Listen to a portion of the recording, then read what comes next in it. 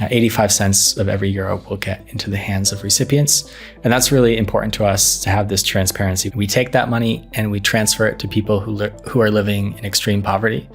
So we send the money to them on a phone and they are able to spend that money however they want. If your program is not better than cash, improve your program or just do cash. I think if enough people buy into that in our lifetime, it's totally possible that we can end extreme poverty. And I think that would be something that globally we all can be very proud of. In today's episode, my guest is Harris Roberts from GiveDirectly, one of the first organizations we ever recommended at Effektiv Spenden and kind of our best seller. We have raised millions of dollars for people in extreme poverty. And what makes GiveDirectly unique is that they actually send cash directly to the people. There are no strings attached, but it's still one of the most effective charities in the world. And here with all the details is Harris. Welcome, Harris. Thanks for having me. Excited to be here. Yeah. So you're the Vice President of Growth at GiveDirectly, but you're originally from the United States, where you also studied business administration with a focus on supply chain management. And now you're fighting extreme poverty in Berlin, Germany. How did that happen? Wow. Yeah, let me take it back. Yeah, I was studying entrepreneurship and supply chain in school. I think I wasn't really sure exactly what I wanted to do, but thought there was always sort of a business case and those would be applicable skills. And while I was there, this is when these massive online courses were starting. And so I took one at MIT on extreme poverty, actually. They had like hundreds of courses and I thought, this one looks really interesting. I don't know a lot about it. And that was sort of my first exposure to the academic side of poverty work. Let me step in, why did you choose this course? I wish I had a great answer. It was just like there were so many and it looked really interesting. And I thought, I really know very little about this. And it was really quite fascinating to go all the way through the course and read all of the studies and be part of it. But then it was quite a while before I got back into sort of the impact space. I had been traveling in sort of the middle of my career. I think you can sort of optimize your career for like a few things. You could be optimizing for like money. You could be optimizing for impact, or you could be optimizing for like lifestyle. And I think at that point I was optimizing for lifestyle. I was sort of traveling around. Yeah. This was like 2015, 16, working remotely, sort of freelancing. And I was also in a number of contexts that were really quite poor. And I thought to myself, I should probably do something other than just like being here as like a traveler or a tourist. And I remembered a podcast I had heard about GiveDirectly years before. And so I started becoming a monthly donor at that point. And then years later, I moved to New York, which is where GiveDirectly is headquartered. And I went to a donor event and spoke with the team, and they were starting to build out their fundraising and growth team. And so I joined as the second growth hire. And that was almost 7 years ago now. So that's sort of been my journey to GiveDirectly. And I think it was really sparked by interest as a donor about how can you do the most good with a limited amount of resources. Yeah, but it also meant that you gave up your organic popcorn company you also started. Yes, in university, I started an organic popcorn company during a summer for an internship project. Yeah. All right, so let's not focus on that maybe, but rather on your work at GiveDirectly.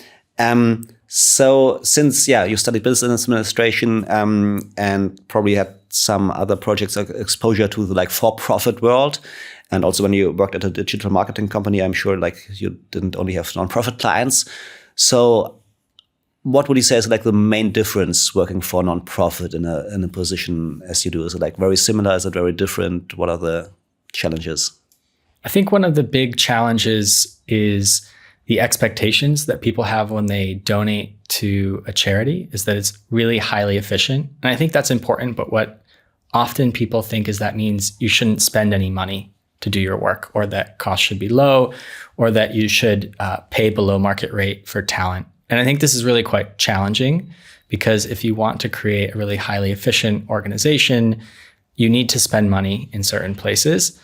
I think an example is ads, for example. When you go out and buy ads, you're competing against a number of other organizations who are also sort of bidding for those ads or buying ads on those platforms.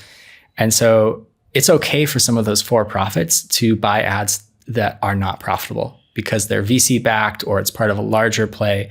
But for a charity, it would be very hard for you to say to your donors, I'm spending €2 to raise 86 cents. Yeah. I mean, even harder. Like, I mean, for one reason, like Christmas season or giving season, as we call it, is like most important season. That's also like highly competitive during that time to pay for ads.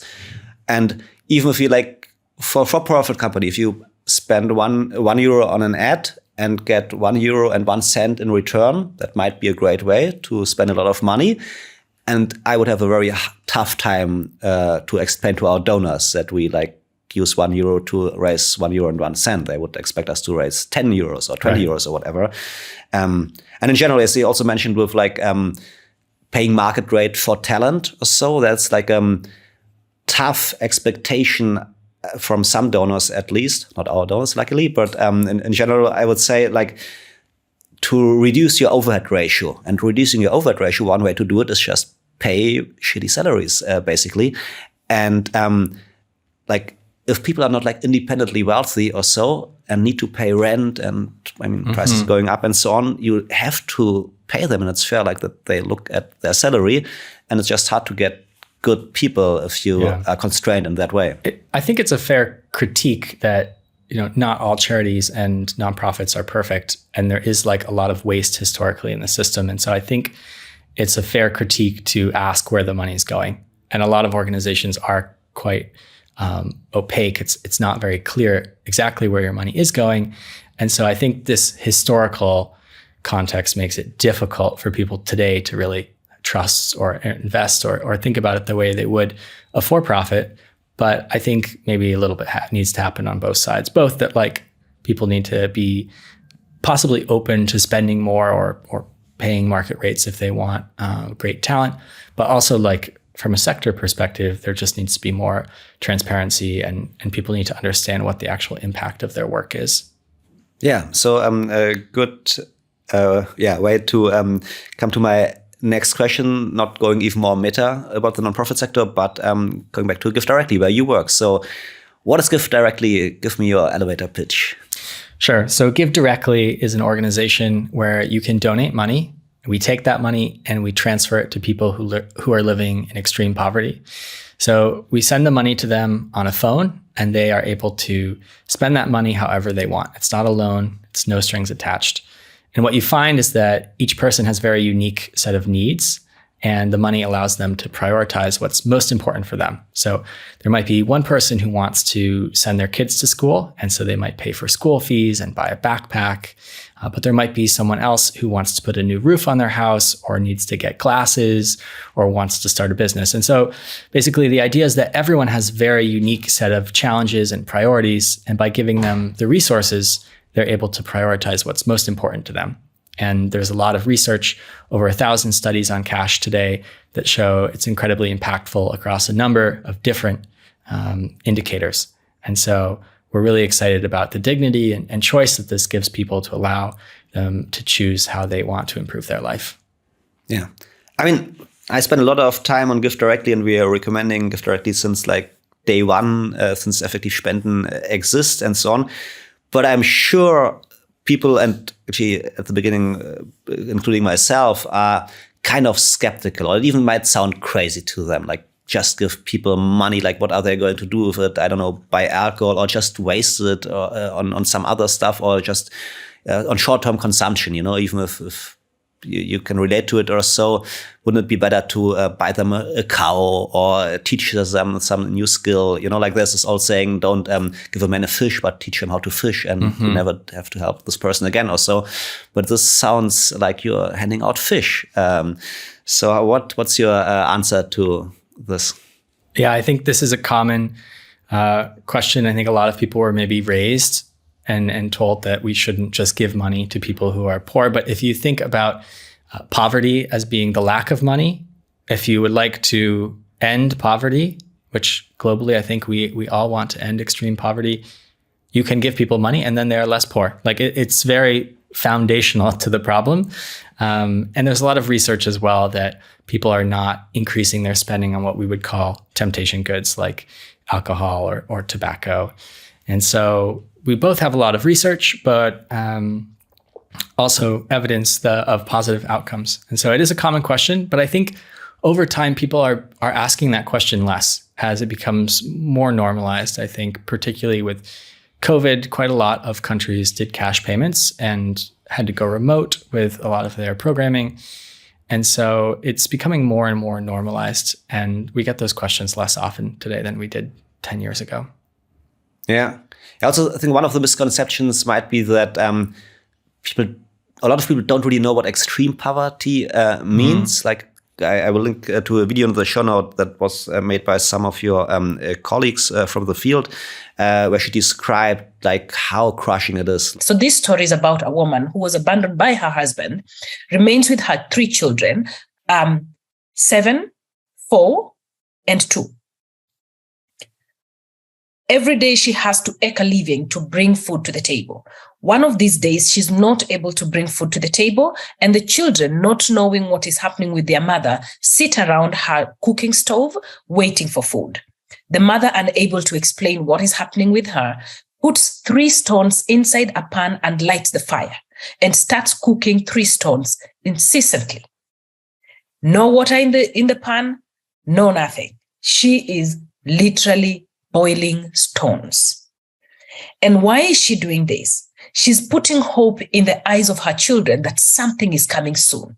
And she knows at the back of her mind, she's waiting for them to fall asleep. And true to her word, they fall asleep. And she turns off the fire and they all go to sleep hungry. That is poverty. And like if it's a challenge for you to feed your children, like both of us are fathers now, and just imagining like I can't feed my kid, and then I get some money, and the first thing is I buy some beer or whatever. That sounds like crazy. Or what do you have to think of people that you expect them to do this if they're in such dire need of basic goods? And since one other challenge I thought about is like, I mean, there probably isn't a Späti in like a rural Kenya or in like rural parts of extreme poor countries, so it might actually be quite hard to get it. But that's a different thing. Yeah, so GiveDirectly, when did GiveDirectly start? It's like 10, 15 years ago? Almost 15 years ago now, yeah. Yeah. And you just hit the milestone of $1 billion. So you distributed $1 billion to people in need. So that's obviously quite impressive. Also probably the biggest NGO we are recommending or supporting on Effektiv Spenden. And like when you started, did you imagine it to become that big, that fast?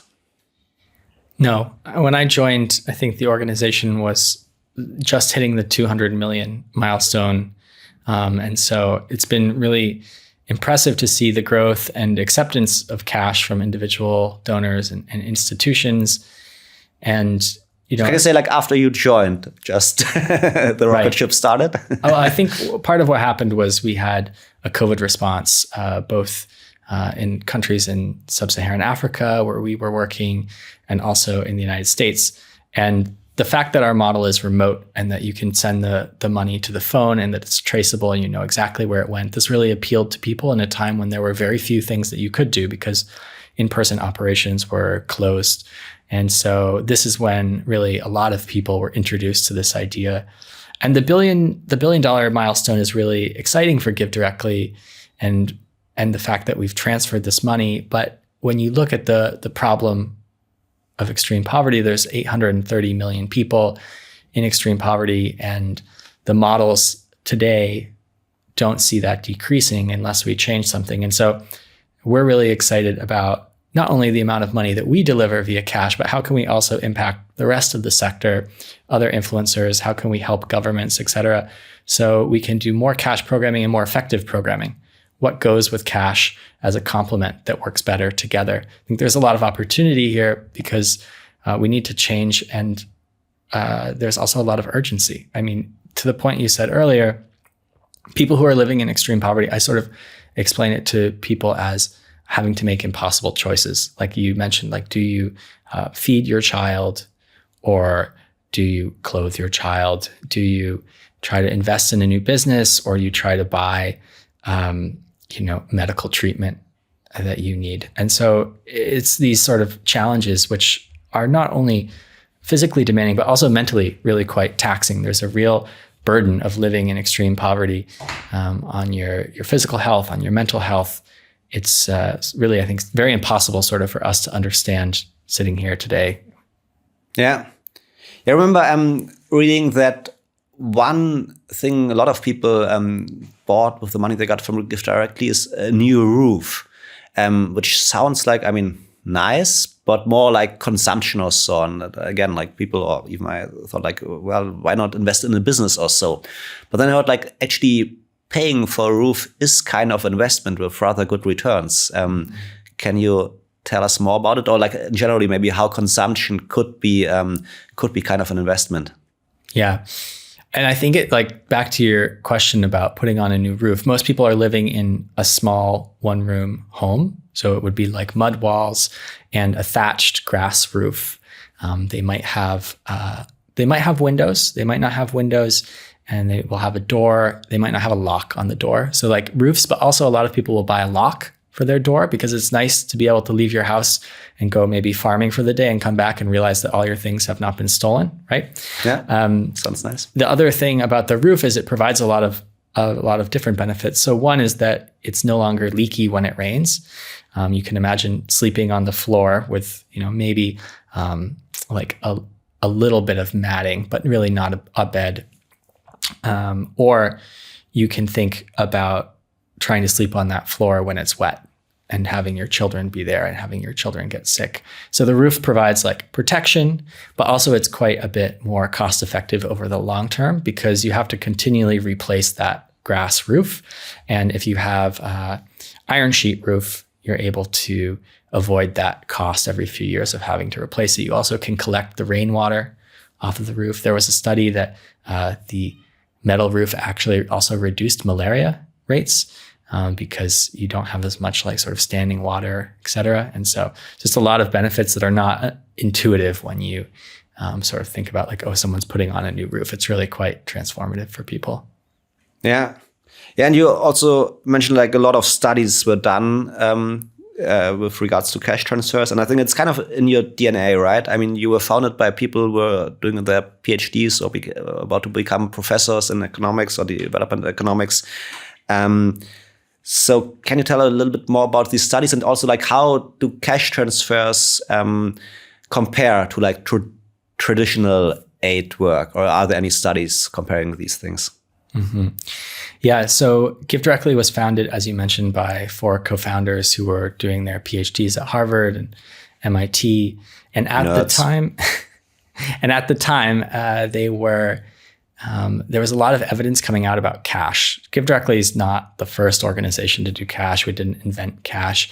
A lot of studies were coming out of Latin America.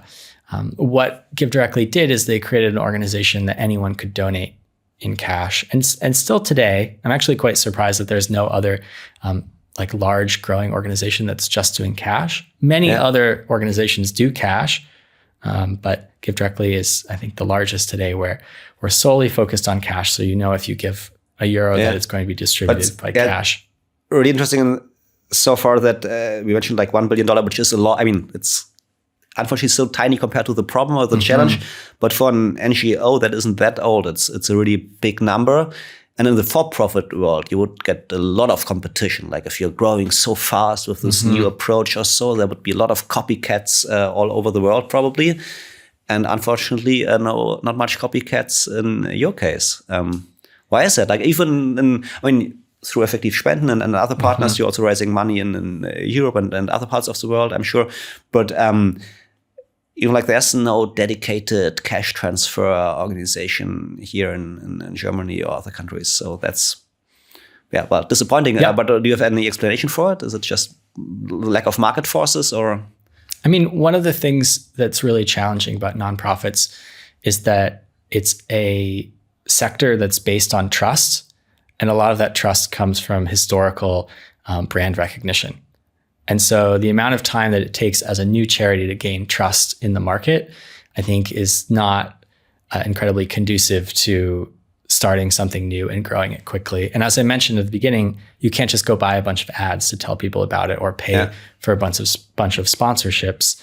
But I think, one of the reasons that GiveDirectly grew so quickly, as you mentioned, is because of the evidence. And I think people really were excited about both the evidence and the dignity and trust and autonomy that you're giving recipients to make their own decisions and the flexibility that you're giving them. I think these two things together are a really unique package that many interventions don't offer that cash does. And so, at GiveDirectly, we've run, must be over 25 studies now, either finished or in progress. And we've shown a number of different indicators that cash moves. I think this is one of the things that's really exciting is if you care about nutrition, there's a cash story for you. If you care about consumption or economic development, there's a cash story for you. If you care about, infant and child mortality, there's a cash story for you. Yeah, and so there was a recent study, right, people. with regards to child mortality that you found out like that cash transfers can reduce child mortality by 48% or some crazy sounding number. Yeah, this is in Kenya. This research just came out, and it's really quite astounding. People who receive the cash transfers right before giving birth, you saw this decrease in mortality, and this number is really high comparatively. I think we were all really amazed by this, and it was something that we were shocked sort of to see. And then when you start to look into it more and you start to understand the mechanisms, you start to say, okay, this actually makes a lot of sense. You can see how this works. Yeah. Also, one comparison I really like, and depending on whom I talk to, try to use as a pitch is comparing GiveDirectly to index fund or ETF, like the investment comparison is.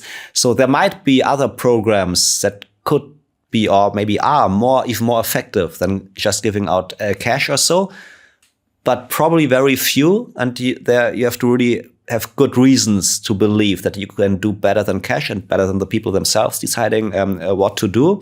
So like for almost everyone, just going with the ETF kind of, the index fund, you're probably doing better.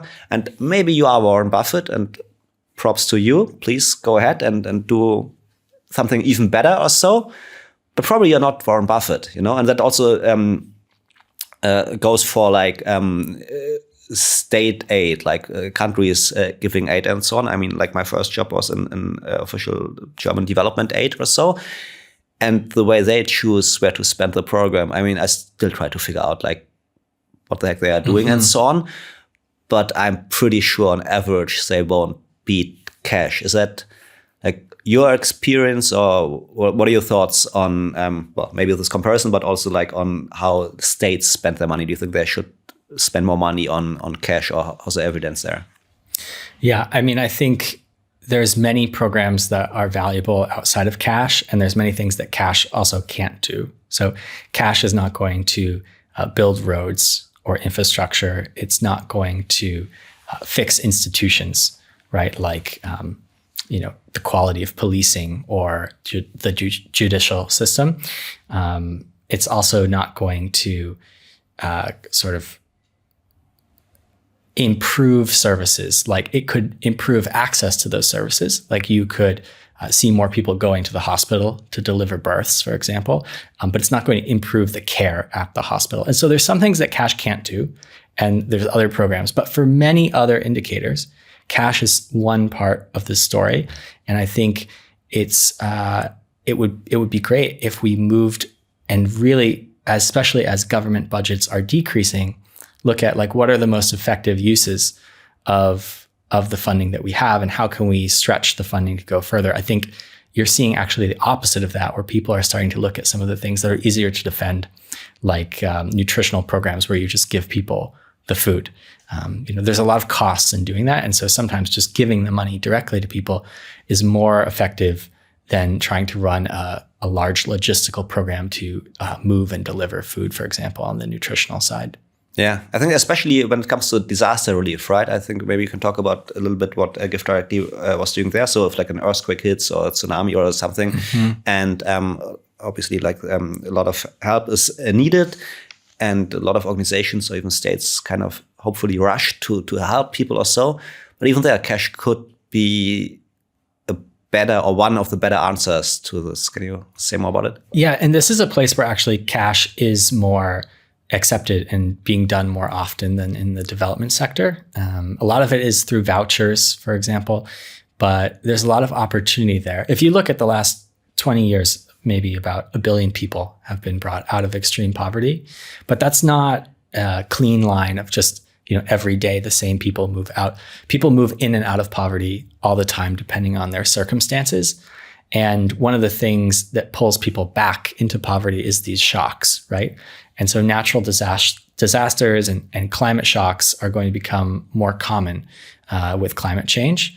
And so there's a real need to be able to provide assistance to people when one of these sort of intense shocks happens, because otherwise you have all these people who had just escaped poverty and now they're being pulled back down. And so there's a lot of need there, and we see a real opportunity for cash to play a role. Yeah. Okay, looking a little bit more on the micro side of things, or how it actually works. So if I would donate a 50 euros to GiveDirectly, what are the concrete steps till the money ends up in the hands of people in poverty, and how much from this 50 euros, or let's say 100 euro to make it even easier to calculate it, how much of this 100 euros actually ends up in the hands of the people in poverty, in need? Right. So today, about 85 cents of every euro that's donated will end up in the hands of a recipient. And that looks at all costs. So that looks at transfer fees, that looks at call center, enrollment staff. It looks at paying for the salary of sort of the global team and legal and compliance, all these things. 85 cents of every euro will get into the hands of recipients. And that's really important to us to have this transparency. We call this efficiency. It's a little bit different than overhead, which most organizations benchmark against. But this way, you know exactly how much of your money is going into the hands of recipients. Yeah. Yeah. And I mean, you mentioned it, but I want to make sure people understand it. This doesn't mean you have an overhead ratio of 15%. I mean, besides, I could have a whole rant about overhead ratio, and you shouldn't even look at it or so. But if you talk about overhead ratio, or Verwaltungskosten, as it's called in Germany, that's a different thing, because if a typical NGO says 85% goes into the programs, then from these 85%, which might be about an average number, a lot of money goes to staff costs, even people in Germany or the US also, not only overseas staff and so on. So far less than if your overhead ratio is 15%, that doesn't mean 85% really ends up in the hands of the recipient, but there's still some other things involved. So the 85% is actually quite impressive, I would say. Yeah, I mean, our overhead is still really quite good when you compare it. It's around 12% in costs.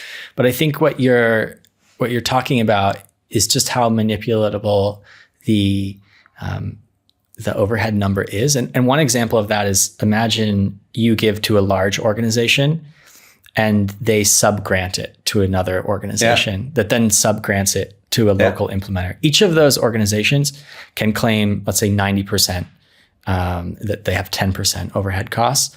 And then they take, that $90 that you gave, and then they do it again, right? And they can claim their 10%. And so they can sort of take the costs off at each level. And you as a donor, you would just see which percentage went into programming, not which percent actually ended up helping the person on the other end. Yeah, definitely. You just gave an example how much reaches the person in need. But you have different programs, right? Or you're experimenting with different programs, giving people money monthly or once a year, or a lump sum or so.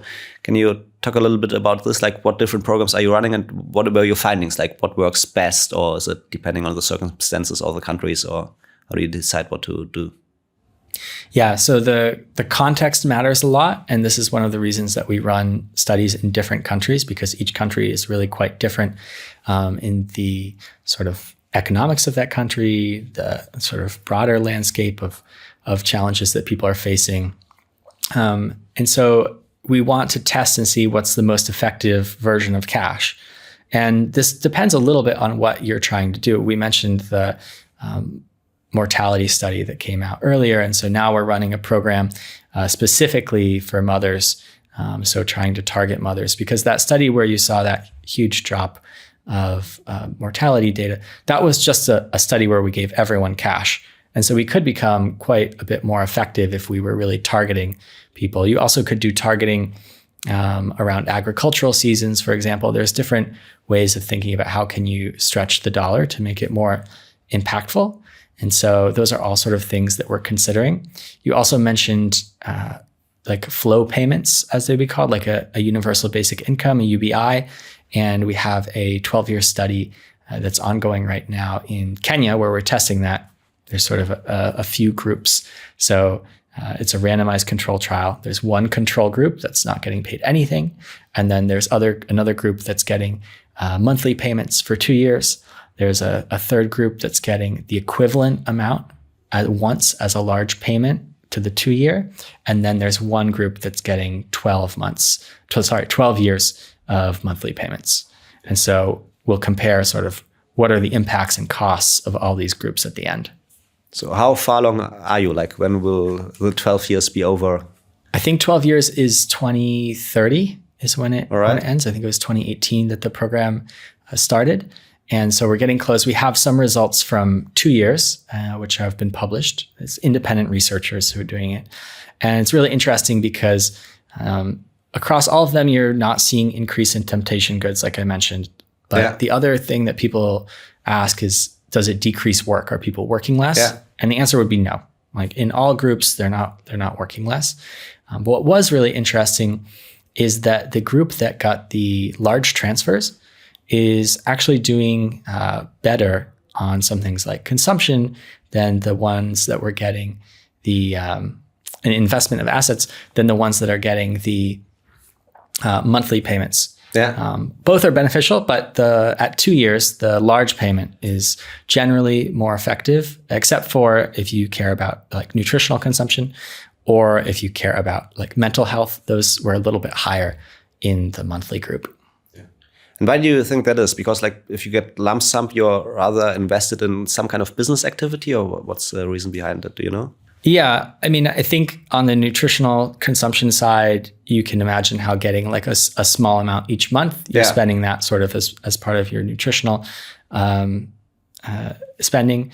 And then on the mental health side, you can imagine how like having the guarantee that you're getting money every month is like going to reduce the burden of sort of the cognitive load of being in poverty.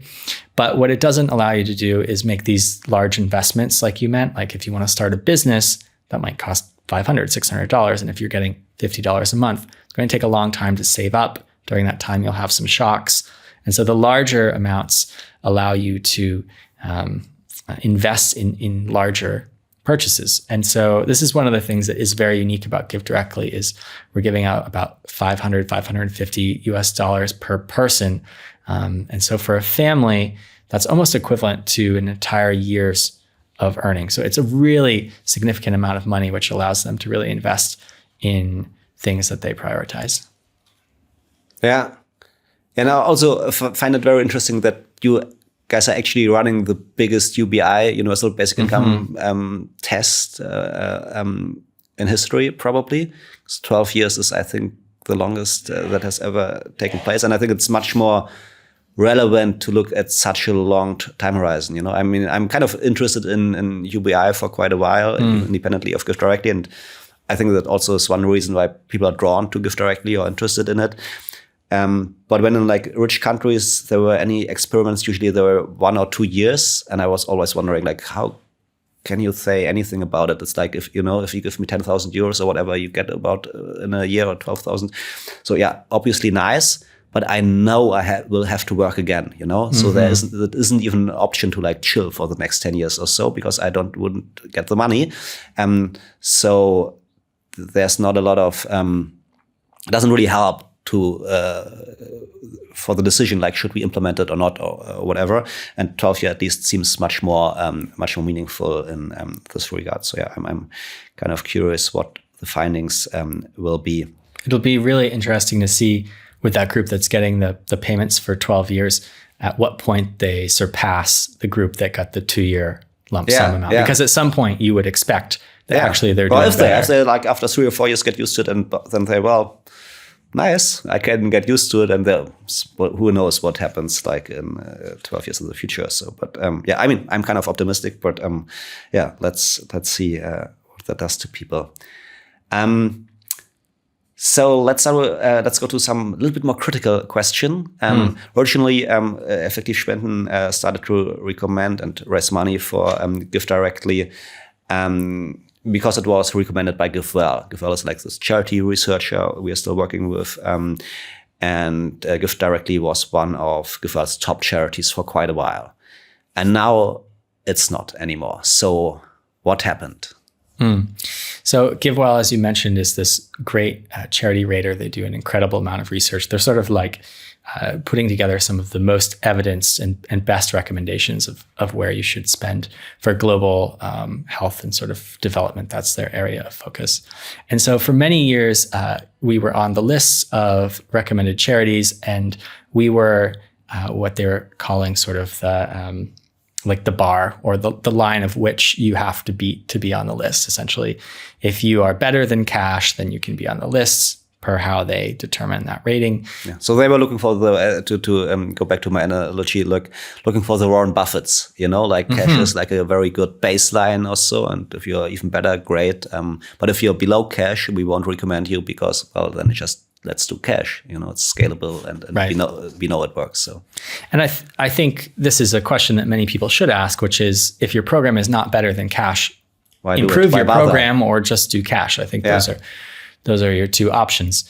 And so yes, when this change was made, essentially what they did is they raised the bar to say we now only want to recommend organizations that are X times better than cash. They did not decrease the rating of GiveDirectly or their evaluation of GiveDirectly. They just sort of said that this is how we're calculating the list now. And so I think like that's sort of their decision to make where they draw that line and what multiple is important to them. I think all the charities on the list should be funded, and we should try to fully fund these. But one of the challenges for me when I look at it is how can you think about trying to scale to those 800 million people in extreme poverty? And the list of interventions on the list are incredibly helpful and impactful, and we should definitely do them, but they will not be able to reach all 800 million people. And one of the really unique things about cash is the scalability. And so what I said at the beginning is, how do we try to transform more of the sector to be focused on highly evidenced interventions? And how do we try to scale cash and get more adoption of cash? Because I think the opportunity in cash is less about, what's the very, very best. Like we know cash works very well for many different outcomes. How can we try to get the best outcomes for as many people as possible? And that will be a mix of interventions. It won't just be one intervention or three interventions. There's a lot of work from a lot of different partners and governments and organizations to get there. Yeah. And we at Effektiv Spenden still recommend GiveDirectly, and for several reasons. One is like I really like to push this baseline argument, as you mentioned, like every other charity and every euro or dollar spent from governments on development aid should kind of be justified why it's better than cash and so on. So just pushing this narrative, I think it's worth something. But more importantly is that GiveWell also updated their thinking about GiveDirectly again and kind of upgraded them recently. Can you talk a little bit about that? Yeah, so they reevaluated GiveDirectly with some research on spillover effects, essentially that let's say you get a transfer and I don't, that there's an economic benefit that I receive. And so that was about 2.5 times for the community. And so they improved this in the model, and this greatly improved how they looked at the effectiveness of GiveDirectly, which we were very excited about. I think the previous model actually had a negative spillover slightly. And so we were very excited about this recognition of the research that was being done and just the impactfulness of cash. I mean, all the previous cash that has been done is also having this higher level of effectiveness. So we were really excited to see them do the reevaluation, and people were excited about that. I think the other thing people can think about with going back to the ETF idea is I would ask people also who gets to make the decision of where the funding goes. And there, I think, is a place for experts to decide, but I also think there's a place for individuals to decide. And so like, what percentage of your giving is the person all the way at the other end having the autonomy and agency to decide? And at least I personally believe that it should be some percent. You can decide if that's, 50%, 75%, 100%, 10%. But generally, I think as you think about your investments, I wouldn't say like you should be giving 100% to GiveDirectly. You should give 100% to the number one charity on, GiveWell. But you should think about what's the right mix for you. Yeah. So I think GiveDirectly is probably one of the least paternalistic organizations out there. So, I mean, one thing, one critique of development aid in general sometimes is that, like, some rich dudes in Europe or the United States or whatever decide how to help people in need somewhere in rural Africa and so on, and tell them like what they should do or eat or drink or learn or whatever. And just giving them cash is still helping. But yeah, without telling them like we know better what you need and what you want and what will make you happy or so. So I can definitely see that. I can also see like the spillover effect. Basically, like if I get more money, I will have a positive effect on my local economy because I just buy more stuff, and that will give other people jobs and increase the economy. So yeah, I think GiveWell still thinks as there are other charities are even more effective, but the difference is getting smaller again, kind of. So even according to GiveWell, the difference isn't as big as it used to be. And also one thing I find interesting, like every year, or some of the GiveWell staff says or publicizes in their blog where they give their money to, where they donate. And Eli Hassenfeld, like one of the founders and the current CEO of GiveWell, I think he always gives some of his money, I think around 10% or so, to GiveDirectly, which I think is also a strong sign, and maybe in line with your reasoning, like give some money to the people and let them decide, kind of out of principle almost, and not only tell them what they should do. I wanted to save it for later, but maybe we can do it right now with regards to this non-paternalistic, not telling people what to do. I mean, there are a lot of great examples and kind of want to hear all of them. But one I really liked, I heard about is a way people spend their money you would never expect and no NGO would ever tell them. In this case, like I think a 70 or 72-year-old woman got money from GiveDirectly and bought a giant water tank. So what is that about, and why is that maybe a good idea? Yeah, I think is it just crazy? I think I shared this one on LinkedIn. It was I was scrolling through some stories internally, and I saw this woman, Kazo, and she was 72, and she was living in Kenya in this drought-stricken region, and she bought this like 10,000 liter water tank, and you see it in the photo, and it's like, it's enormous. Yeah, I saw the picture. Right in front of it. It's crazy. It looks like AI generated or so, but it's not. And she's not drinking all of this water. I mean, people do buy these water tanks for their house and they collect rainwater. But what she does is she sells the water to her neighbors, because previously people had to walk like, I think 30 or 45 minutes each way to collect water. That water was dirty. Then you can get, sick from drinking the water, et cetera. And so she pays once or twice a month for like a truck to come out and it fills the tank, and then she sells the water. So at 72, she has a business.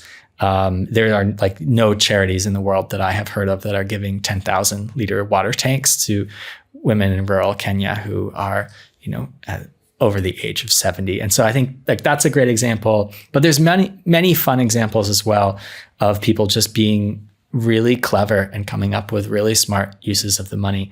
Thinking about, we've had a few bands that have started, people who have started bands with the GiveDirectly money, and they go around and bands like in music. Yeah, they've bought instruments and they'll go around and they'll play like weddings and different events and things and celebrations. There's a few sometimes we get songs from them that they'll record and send in, which is fun. Another good example of like a story that I think about that surprised me was I think in Malawi, there's a specific test you take in school, and depending how you do on that test, it sort of determines there's a word here, in English. It's my first language, so I won't help you here. That determines what you go to next and how much funding you will get from sort of the government in which type of school you can go to. So it's a very important test. It happens around like 13, 14 years of age. And so what they did is they organized like 6 or 7 parents organized together, and they pooled a few dollars each week, and they paid for a teacher to come to this rural village on the weekend and do test prep for this test, because they realized this is such a pivotal point for people in their education. I mean, trying to set up a program to go to one rural village once a week, and what was the cost? Like $5 per week for this program. The amount of cost it would take to administer that program, as you mentioned. Yeah. But people sort of create their own solutions and are self-administering, which is really impressive to see. So there's a bunch of these stories that are really fun, and you can see the imagination that people have when they have the resources. Yeah. In a way, it feels like it's kind of your financing research in like new kind of development programs, like giving people money and then they come up with solutions, and maybe someone will pick them up and roll them out or push them, or maybe it just happens naturally. People spread the word about like we all should hire like additional teachers to prep our children, or buy more giant water tanks or instruments or whatever. So yeah, that's also kind of interesting, I would say. One unfortunate thing that happened, starting last year or the last 2 years, is that the money governments are giving to development aid decreased sharply. I mean, it decreased in Europe and Germany, unfortunately, quite a lot, and it's about to decrease even further in the UK and France. But the US, seem to be in an extreme rush in this regard. So last year, when Elon Musk shortly took over the Department of Government Efficiency, his first target was development aid. And to be perfectly honest, at first I was kind of excited, but I thought like there are ways to make it more efficient. And maybe he pushes cash as a baseline and forces everyone to justify their programs to do even better. But that seemed not to be his approach, and he like cut all over the place, and also some parts of GiveDirectly where we worked with the government were cut. So what was that like, and how did you respond to that? Yeah, so we did have a number of programs that were previously funded by USAID and that were cut. And so for us, the first thing we thought about were recipients, because there were people in these programs who we enrolled, who we had committed to that we would send them money, and the money was no longer there. And so we opened up a campaign and some private philanthropy and we existing funding that we had, we were able to deliver on all those commitments. That's one of the really important things to us. Our first value is recipients first. So when we think about how we do things at GiveDirectly, we always talk about recipients first. And when we make a commitment to someone, it's very important to us that we stay true on that and that we make that payment. So we were able to do that on those programs. But obviously the landscape has changed greatly. As you mentioned, like across the entire globe, we're seeing cuts in budgets. And I think we're seeing less scrutiny of where the remaining funds are going. As I mentioned earlier, I think it might be an opportunity to ask, how can we make each euro go further? But that's not really the conversation that we're seeing. And I think that's a little disheartening, to be honest. Yeah, definitely. As I mentioned, like I had kind of quite hopes and thought like that. I mean, to be honest, I wasn't that excited about the new administration in the United States, but I thought like that might be one of the areas I could get excited about. But unfortunately, it went in a different direction than I hoped for. So yeah, let's hope it will change back again. One thing we haven't really talked about so far is that, I mean, you mainly work in very poor countries, looking at people living in extreme poverty, and all the money that's going through Effektiv Spenden is reserved for working in Africa and in extreme poor countries there. But you also do some work in the United States, helping at least relative poor people there.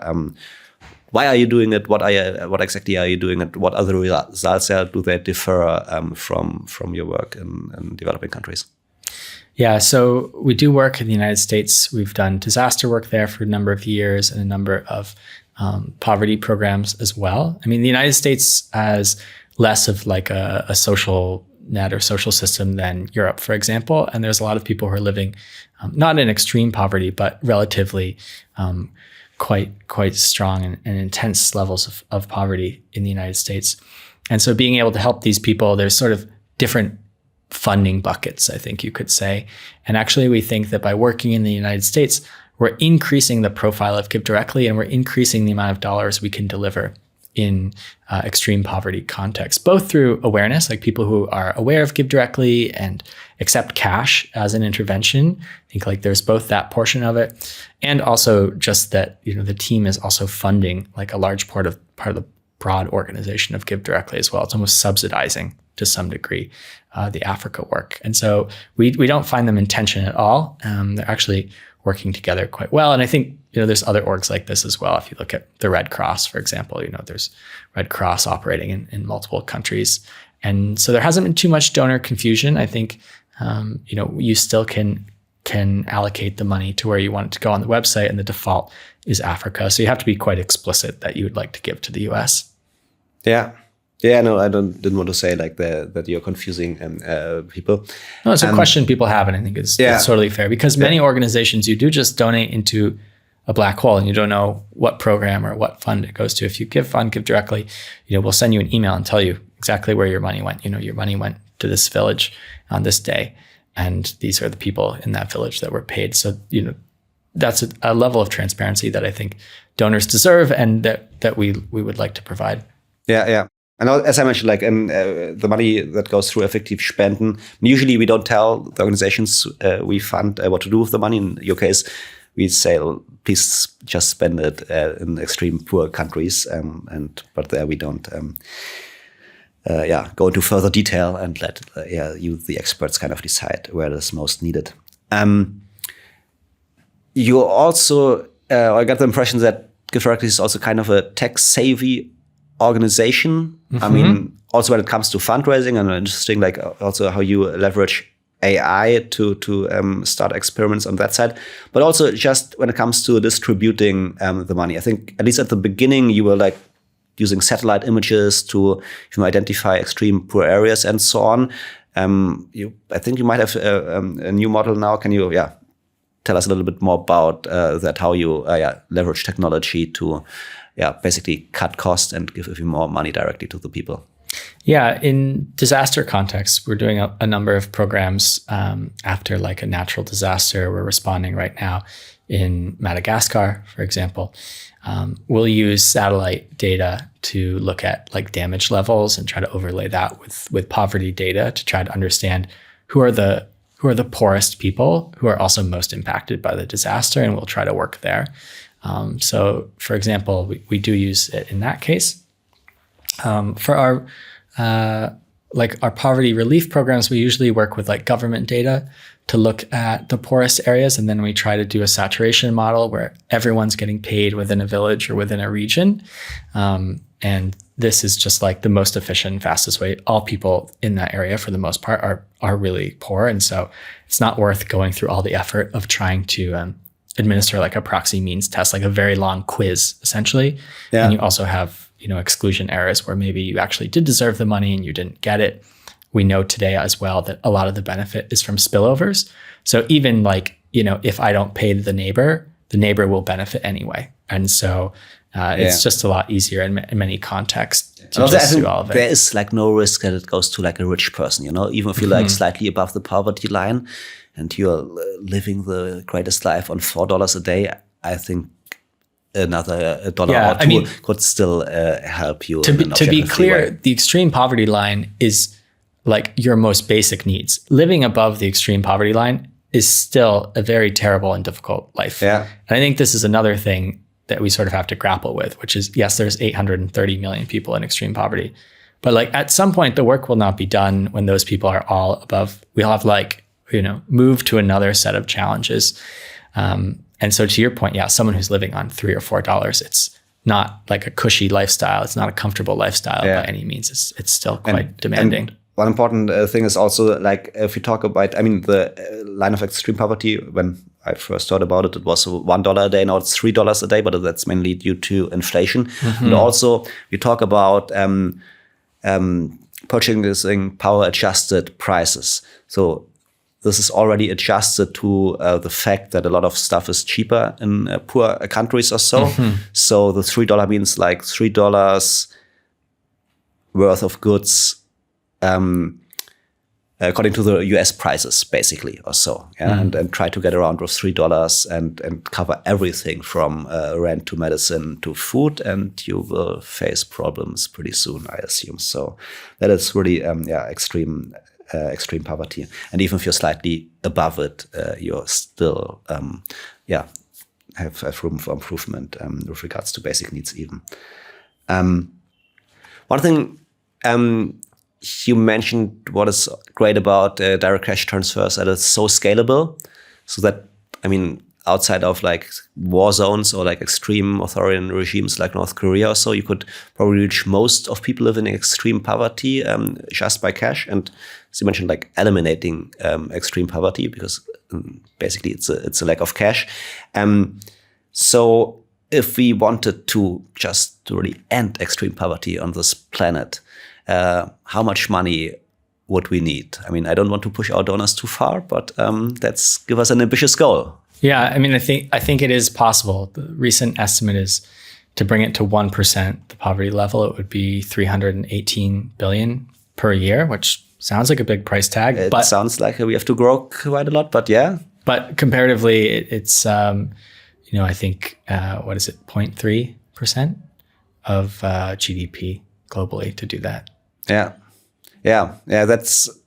It sounds like a lot, as you mentioned, but 0.03% of GDP, like of the world gross domestic product, seems kind of small. I mean, like, what is the economy growing worldwide on average, like 2% or so? It would mean just if we would stop growing the economy for, I don't know, like say 3 months or so, like now living like we used to live back in October last year or whatever, which wasn't that bad, to be honest, would mean we could get rid of like extreme poverty forever, basically, which sounds like a fair price. So if you think of a family that's making 45,000 euros per year, the cost to that family would be 135 euros. So not an amount that less seems than a impossible. yearly Netflix subscription, I guess. So everyone go out and cancel your Netflix subscription. That's or Disney Plus or whatever floats your boat. Okay, just spend less money on. I was about to say beer, but we are German after all, so focus on Netflix for now.